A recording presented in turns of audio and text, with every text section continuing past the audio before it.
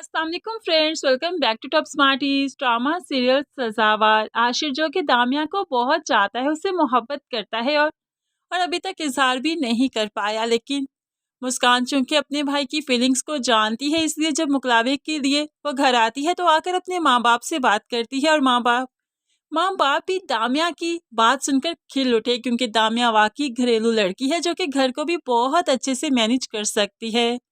और आशिर आशिर की इस पसंद पर माँ बाप को कोई एतराज नहीं होगा। दूसरी तरफ अरूज जो कि दामिया के साथ काफी अच्छी हो चुकी है, क्योंकि अरूज का साथ दामिया हर मकाम पर दे रही है। अरूज प्रेग्नेंट है और इस चीज से जफर को कोई फर्क नहीं पड़ रहा, जबकि वो भी बाप बनने वाला है। उसे फर्क पड़ना चाहिए, उसे अरूज का ख्याल रखना चाहिए, उसकी जरूरत का ख्याल रखना चाहिए, उसकी खुशी का ख्याल रखना चाहिए। लेकिन जो कुछ जफर को करना चाहिए था वो दामिया कर रही है। तो फिर क्यों ना अरूज दामिया को चाहेगी, उससे मोहब्बत करेगी। और अब जाकर अरूज को एहसास हुआ कि उसका भाई शफीक दामिया के लिए बेस्ट ऑप्शन नहीं है। दामिया बहुत अच्छी है, वो बहुत अच्छा डिजर्व करती है।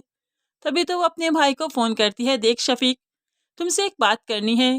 मैं जानती हूँ तुम दामिया को पसंद करते हो, उसे चाहते हो, लेकिन लेकिन दामिया बहुत अच्छी है, तुम उसके म्यार पर पूरा नहीं उतरते। और मैं किसी सूरत नहीं चाहूंगी कि तुम और दामिया एक हो जाएं। तो ऐसे में शफीक भड़क उठा, क्या पागल वागल तो नहीं हो गई तुम कि तुम तो दामिया दामिया ही कर रही हो, होश में तो हो तुम।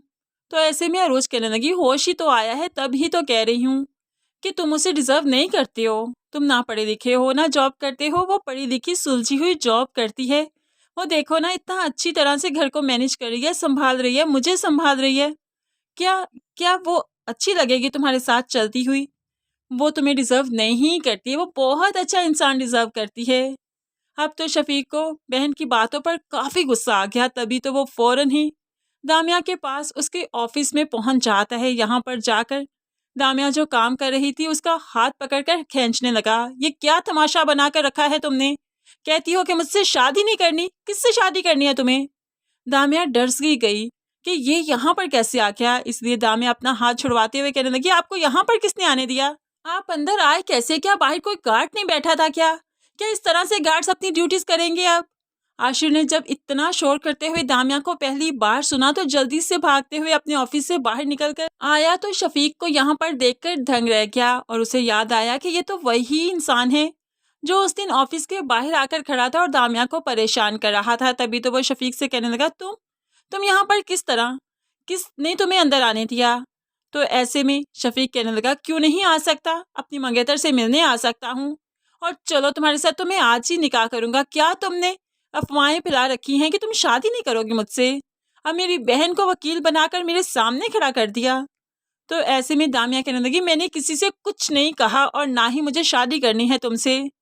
तो ऐसे में आशिर कहने लगा, क्या मतलब मंगेतर है तुम्हारा ये?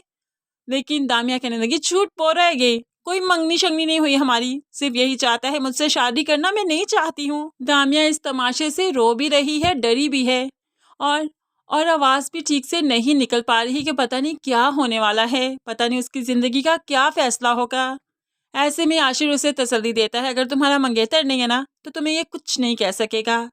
आशिर गार्ड्स को बुलाकर अब शफीक को यहाँ से पीछे करवाता है, और फिर इतना ही नहीं, वो पुलिस को बुलाएगा और यहाँ पर जो आकर इसने मेस किया, तमाशा किया, और फिर बेजा सलूक किया दामिया के साथ, उसके मुताबिक अब इसको जेल तो होगी ही होगी, क्योंकि क्योंकि आशिर इतनी आसानी से तो यहाँ से नहीं जाने देगा शफीक को। और फिर जाकर जब अरूज को मालूम पड़ेगा कि उसके भाई ने क्या कुछ किया था, वो भी शर्मिंदा होगी। लेकिन अब के बार जफर है जो कि दामिया को फोर्स करेगा कि वो इस रिहाई का बंदोबस्त करे। तभी तो दामिया भाई के कहने पर शफीक की रिहाई करवाएगी। लेकिन खैर आशिर जो तमाशा देख चुका है, जितना कुछ वो देख चुका है और जितनी वो दामिया की बेबसी देख चुका है, इस सब के बाद वो फैसला करेगा कि जल्द अज जल्द दामिया के घर रिश्ता लेकर जाना होगा। और जब आशिर यहाँ पर रिश्ता लेकर आएगा, जफर तो क्या, शफीक तो क्या, कोई कुछ भी कहता रहे, ये रिश्ता तो हो जाएगा। दूसरी तरफ मुस्कान अपने ही आप में शर्मिंदा है कि जब सबको मेरी तलाक का मालूम पड़ गया था तो लैला आंटी को क्यों नहीं बताना था। वो कितना गलत समझ रही हैं मुझे कि अब तो उन्होंने खुलेआम मुझे धमका दिया कि वो इस घर में मुझे रहने नहीं देंगी। ये सोच सोचकर बहुत परेशान रहती है मुस्कान। मुस्कान की परेशानी देखकर जावियार पूछ देता है, क्या बात है, सब ठीक तो है ना? तो मुस्कान कहने लगी, नहीं है ठीक। जब आपको मालूम पड़ चुका था मैं तलाक याफ्ता हूँ तो आंटी को आपने क्यों नहीं बताया? मुझे उनका सामना करते हुए गिल्टी फील होता है, और जो जो वो मेरे बारे में अल्फाज कहती हैं उनका हक है, गुस्सा है उन्हें मुझ पर। कम से कम उन्हें पता होना चाहिए था कि उनके बेटे की जो जो बीवी बनने जा रही है वो कैसी है, उसका पास्ट क्या है। जब सबको बता दिया था तो उन्हें भी आपने बताना था ना। जावियार मुस्कान को तसल्ली देता है, मुस्कान इतनी बड़ी बात नहीं है, इसलिए तो मैंने ज़रूरी नहीं समझा था। तुम्हारी रुखसी नहीं हुई थी, जस्ट एक निकाह था और वो बंधन वहीं पर टूट गया, तो फिर क्या ही मसला है? जब मुझे मसला नहीं तो तुम्हें क्या मसला है? लेकिन मुस्कान के दिल में जो बेचैनी है वो तब तक ख़त्म नहीं होगी जब तक लैला बेगम उसे माफ़ नहीं करेंगी। तभी तो वो लैला बेगम से खुद भी कहती है, आंटी देखिए, सीरियसली मैं खुद भी नहीं जानती थी कि आपको मेरी तलाक का नहीं मालूम। अब ऐसे में मेरा क्या ही कसूर है, अब तो शादी भी हो चुकी। आप मुझसे इस तरह से बात करती हैं, मेरे साथ खफा रहती हैं, मैं खुद को माफ़ नहीं कर पा रही। घर का माहौल इस तरह का नहीं होना चाहिए। मुझे लगता है कि हम आपस में एक दूसरे के साथ बात किया करें, तब ही तो गलतफहमियाँ ख़त्म होती हैं, मोहब्बत बढ़ती है। मैं खामोश रहने की कायल नहीं हूँ, मैं रिश्ते बनाने की कायल हूँ। मैं आपके साथ बहुत अच्छी बॉन्ड बनाना चाहती हूँ, बहुत अच्छे तरीके से चलना चाहती हूँ। लैला को मुस्कान की बातें कहीं ना कहीं टच की हैं और कहने लगी, कोई बात नहीं, जो हो चुका सो हो चुका, हमें अब फर्दर देखना होगा। लेकिन है लैला बेगम इतनी भी सीधी नहीं कि मुस्कान की इन बातों में आ जाए और सब कुछ भूल जाए, क्योंकि मुस्कान ने आगे चलकर ठान रखा है कि वो जॉब करेगी और फिर स्कूल जाया करेगी। और लैला बेगम कैसे बर्दाश्त करेगी, क्योंकि क्योंकि मुस्कान छोटी मोटी जॉब अब नहीं करेगी, टीचर तो नहीं बनेगी ना। जावियार इसी हाई पोस्ट देगा, यानी कि प्रिंसिपल की सीट पर अगर बिठाएगा तो फिर सारी अथॉरिटी, जो कि फिर आहिस्ता ही आहिस्ता लैला बेगम की नेचर से वाकिफ होती जाएगी कि ये कितनी लालची औरत है, ज़्यादातर ब्लंडर्स ही करती है और दौलत की खातिर तो कुछ भी कर सकती है। बच्चों का मुस्तकबिल जाए भाड़ में। और इस चीज़ पर होगा मुस्कान को एतराज़, तब वो अपनी सास के खिलाफ कदम उठाएगी। और सास भला कैसे बर्दाश्त करेगी कि मुस्कान उसके खिलाफ कदम उठाए, उसके जमे जमाए बिजनेस पर आकर अपनी मर्जी करे। तो बस इस तरह से सास बहू की तो आपस में अनबन ही रहा करेगी। दूसरी तरफ अब चूंकि सुंबल जानती है कि मदीहा अली को पसंद करती है, और इसी असना में उसने घर में अब रिश्ते की बात छेड़ दी कि मदीहा की शादी हो जानी चाहिए, जिस पर माँ को कोई एतराज़ नहीं, क्योंकि माँ तो हमेशा से यही चाहती है कि मदीहा की अच्छी जगह पर शादी हो जाए। सुंबुल ने काफ़ी अच्छा रिश्ता भी बताया कि लड़का ऑस्ट्रेलिया में सेटल्ड है,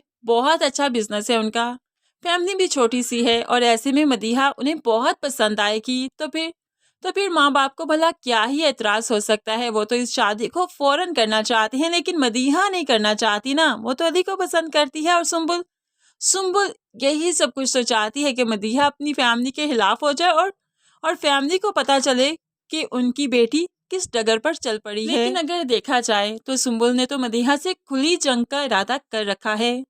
लेकिन सुंबुल यहाँ पर किस तरह से आई, किस तरह से उसने आशिर पर इल्जामात लगाए, किस तरह से रजा की जिंदगी से मुस्कान को निकाला, कि आगे चलकर मदीहा ये सब कुछ नहीं बताएगी।